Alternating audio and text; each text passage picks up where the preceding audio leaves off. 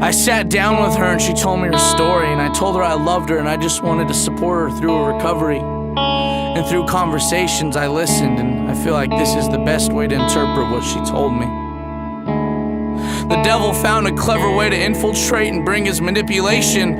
A slender blonde in a cocktail dress, struggling through the intoxication brought on by the gifting of drinks, until she was ready to pay back in the bedroom, in search to appease the demons in her head on a sterile surface in the bathroom. Looking into a half-cracked, half-filthy mirror, hoping she doesn't reflect that half-cracked and half-filthy receding stain of a smile her mother made when she left, because the promises she made to herself seemed to be the hardest ones to keep. And knowing she survived the last storm was no longer all she needed to be able to fall asleep. Vacant wine glasses and late night crashes, symbolic of her vessel, with no presentation at the palate, but a spirit starving for remembrance, some sort of legacy other than her occupation, cause her normal skin looked like silk but had been masked by vengeance. Baggage under her eyes, deep within her overcompensating lies, and all she saw when she gazed into the endless skies was regret from that manipulation.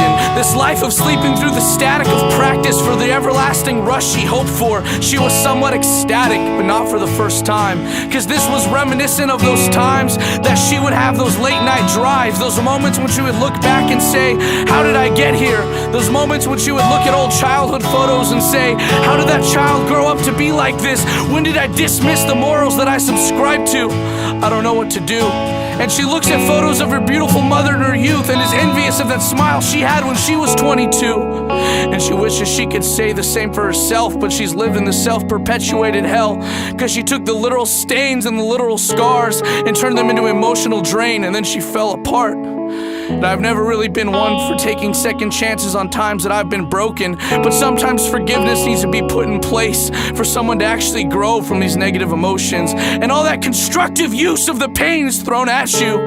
It's the only way that you can find refuge, so I'm gonna tell you this, darling. Every time you tell yourself you're not worth it, every time you tell yourself you're worthless, you're being lied to.